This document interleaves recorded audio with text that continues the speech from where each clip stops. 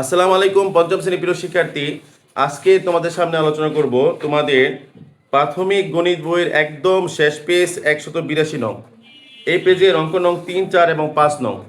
3 নংয়ে একটি গুরুত্বপূর্ণ অঙ্ক আছে, আমি পড়ি মনোযোগ সহকারে শোনো। একটি বিদ্যালয়ে 5 জন শিক্ষার্থী আছে। প্রধান শিক্ষক সবাইকে নিয়ে পিকনিকে যেতে চান। শিক্ষার্থীরা চিড়িয়াখানা, শিশু পার্ক এবং জাদুঘর এই তিনটির মধ্যে কোনটিতে কতজন যেতে ইচ্ছুক তা নিয়ে নিচের পাইচিত্রের মাধ্যমে দেখানো হলো। এখানে দেখো একটা পাইচিত্র আছে, এই পাইচিত্র দিয়ে ক খ গ তিনটি প্রশ্ন করছে। আমরা প্রথমে ক নংটা সমাধান করব। অঙ্ক নং 3 ক। ক নং বলছে কতজন শিক্ষার্থী চিড়িয়াখানা যেতে ইচ্ছুক। দেখো মোট শিক্ষার্থী আমরা লিখি, বিদ্যালয়ে মোট শিক্ষার্থী আছে, বিদ্যালয়ে মোট শিক্ষার্থী আছে, মোট শিক্ষার্থী আছে 500 জন। কতজন বলতো? 500 জন। বিদ্যালয়ে মোট শিক্ষার্থী আছে 500 জন। এবার কত শিক্ষার্থী চিড়িয়াখানায় যেতে ইচ্ছুক? তাহলে অতএব চিড়িয়াখানায় যেতে ইচ্ছুক,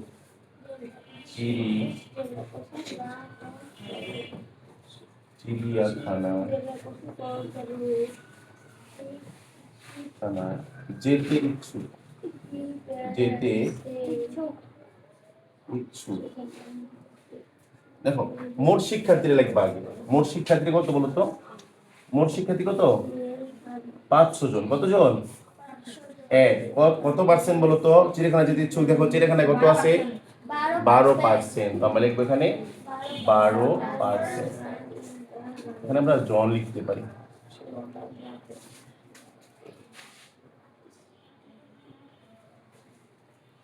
দেখো তোমরা জানো 500 এর মানে গুণ লেখা যায়, আর 12% এই কথার মানে হলো 100-র মধ্যে 12, এই জনের জন। এবার কাটাকাটি করবা, উপরে আছে 12 আর নিচে আছে, উপরে আছে 500 নিচে আছে 100, উপর নিচে ভাগ করতে হয়। যেহেতু এখানে দুইটা শূন্য আছে, এখানে দুইটা শূন্য কেটে দেওয়া থাকে 5, তাহলে 5-12 60 জন। তার মানে চিড়িয়াখানায় যেতে ইচ্ছুক কতজন? 60 জন। বুঝতে পারছো? অঙ্ক নং ক্ষয় যাব আমরা এখন। খ নং দেখো কি বলছে, কতজন শিক্ষার্থী শিশু পার্কে যেতে ইচ্ছুক। সেম আগেরটার মতো করবা। আগে লিখবা বিদ্যালয়ে মোট শিক্ষার্থী আছে, একদম আগেরটার মতো হুবহু। বিদ্যালয়ে মোট শিক্ষার্থী আছে, মোট শিক্ষার্থী আছে। বিদ্যালয়ে মোট শিক্ষার্থী আছে 500 জন। কতজন? 500 জন। অতএব এখন আমাকে বলছে কত শিক্ষার্থী শিশু পার্কে যেতে ইচ্ছুক। লিখবা শিশু পার্কে যেতে ইচ্ছুক, শিশু পার্কে, শিশু পার্কে যেতে ইচ্ছুক। মোট শিক্ষার্থীটা আগে লিখবা। মোট শিক্ষার্থী 500 না? দেখো তো কত পার্সেন্ট শিশু পার্কে যেতে ইচ্ছুক? 55 জন। কত পার্সেন্ট? 55%। 55%। এখানে জন লিখবা, যেহেতু জনের সাথে আমরা করতেছি। এই 500 500 এর মানে গুণ লিখতে পারো, আর 55% মানে হলো 100-র মধ্যে 55। 55% মানে 100-র মধ্যে 55, এই জন। এবার যেহেতু 500 আর 55 উপরে আর 100 নিচে, 100 তো উপরে দিয়ে কাটবা। এই 2 শূন্য 2 শূন্য একটা 5 থাকে, তাহলে 5 5 25 5, 27 2, 5 25 আর 2 কত? 27। তাহলে 275 জন যেতে ইচ্ছুক শিশু পার্কে। বুঝছো? এবার আমরা করব ঘন। ঘন দেখো কি বলছে, কত শিক্ষার্থী জাদুঘরে যেতে ইচ্ছুক। সেম আগেরটার মতো। গো দেখবা, এটা প্রতিবার না লিখলেও চলবে। বিদ্যালয়ে মোট শিক্ষার্থী, মোট শিক্ষার্থী কতজন বলতো? শিক্ষার্থী আছে কতজন? 500 জন। 500 জন। এবার কারটা কি করবো? জাদুঘর লিখবো, জাদুঘরে যেতে ইচ্ছুক, জাদুঘরে যেতে ইচ্ছুক। মোট শিক্ষার্থী কত 500, এই 500 লিখবা এর কত পার্সেন্ট 33%। এবার 500 এর মানে গুণ দিতে পারো 33% মানে 100 মধ্যে 33 আগের মতো না। দেখো সবগুলো একই রকম, এই 100 দেয় এই 500 ভাগ করলে হয় 5, 5 দা গুণ করো 3 5 15, 5 হাতে আছে 1, 3 5 15 হাতে কত 16, তাহলে 165 জন।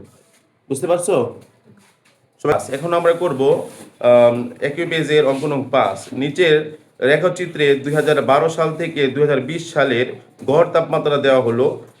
ক নম্বরে বলছে 2017 সালে তাপমাত্রা কত ডিগ্রি সেলসিয়াস। একেবারে সহজ একটা অঙ্ক। দেখো অঙ্ক নং 5, 5 ক বলছে 2017 সালে তাপমাত্রা কত ডিগ্রি সেলসিয়াস। এটা ভালো করে দেখো, এখানে একটা চার্ট দেওয়া আছে, একটা রেখাচিত্র দেওয়া আছে 2012, 13, 14, 15, 16, 17। আমি বললাম 17 সালের কথা। তো 2017 সালে উপরে উঠো, দেখো কত বড় ফোঁটা দেওয়া আছে। ফোঁটা দেওয়া আছে 20 এবং 25-এর মাঝখানে। তাহলে 20 এবং 25-এর মাঝখানে এটা কত হবে বলো তো? 20 আর 25, তাহলে একটা কত করে বাড়ছে? প্রতি এক গড় কত? 0 থেকে 5, তাহলে প্রতি 2 গড় হলো 5, এক গড় হলো আড়াই, এক গড়ে কত আড়াই। তাহলে এটা যদি হয় 20, তাহলে এটা হবে কত 22 degree 22.5 degree Celsius, 22.5 degree Celsius. তাহলে আমরা লিখবো 2017 সাল, 2017 সালের তাপমাত্রা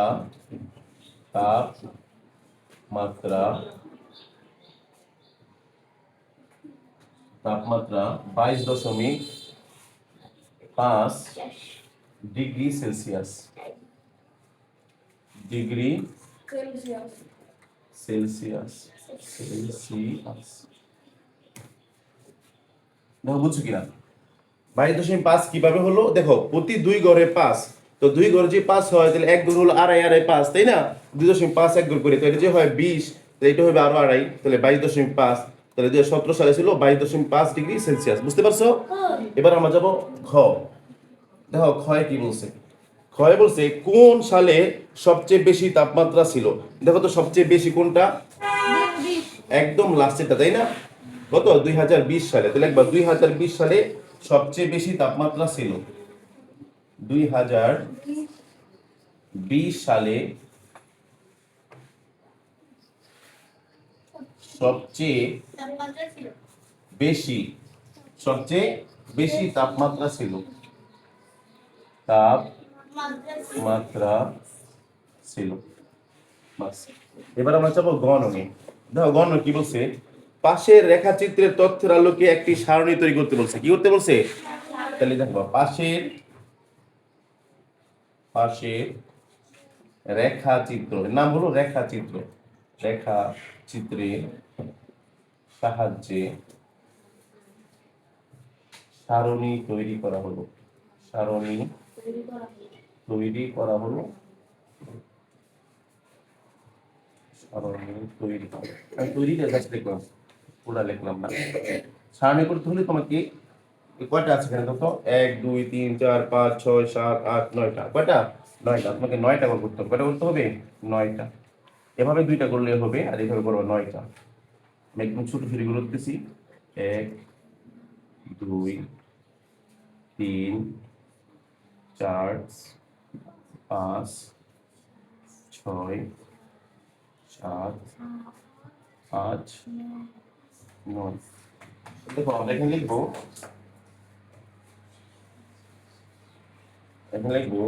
সাল বা সন।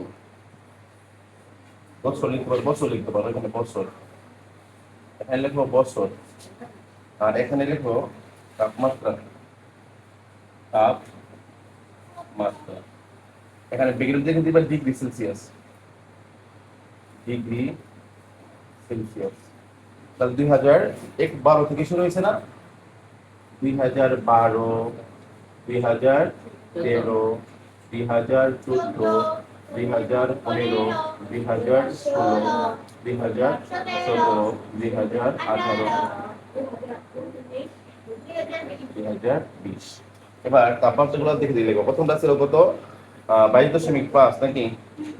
প্রথমটা হলো 22.5, পরেরটা 25, পরেরটা 25 এর এক ঘর আগে, তাই না? তো কত হবে এটা বলো? প্রতি এক ঘরে কত? এখানে তো ঘর হলো দুইটা না, তো একটা হলো আড়াই করে, একটা করে কত করে?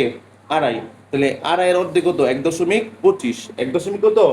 25। তাহলে এক ঘর নিচে আছে, তাহলে কত হবে বলো তো? এটা হলো 20, এটা হলো প্রতি এক গড়ে হলো ওই 5, প্রতি দুই গড় হলো 5, এক গড়ে আড়াই, আর এক গড়ের অর্ধেক হলো 1.5। কত? 1.5। তাহলে 1.5 কম, 1.5 কম হলে কত হবে বলো তো? 25 থেকে 1.5 হলো তো 23.5। কত? 23.5 না, 23.75 নাকি? 23.75, 23 কত? 75। এটা হলো 20, 20-এর পরে আড়াই যোগ করলে কত হবে বলো তো? 22.5, 22.5। তারপর আরো যোগ হবে 1.25, 23.75 হবে, 23.75। আর পরেরটা কত বলো তো? 25, 26, 27, 27.25, 27.50, মানে 27.5, 27.5। পরেরটা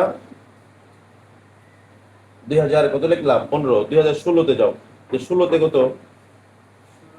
16-তে হবে 25, আর একটা হলো 1.25, তো কত হইব? 26.25, 26.25। পরেরটা 17, 17-তে কত আছে? 20, 22.5, 22.5। পরে কত আছে 2018 সালে? 25, 26.25 না, 26.25। পরেরটা কত আছে? 29-এ 25, 29 আছে 27.5, 27.50 আর কি। আর লাস্টেরটা আছে কত? 30। এই ছিল আমাদের স্বরলিপি। সবাই বুঝতে পারছো?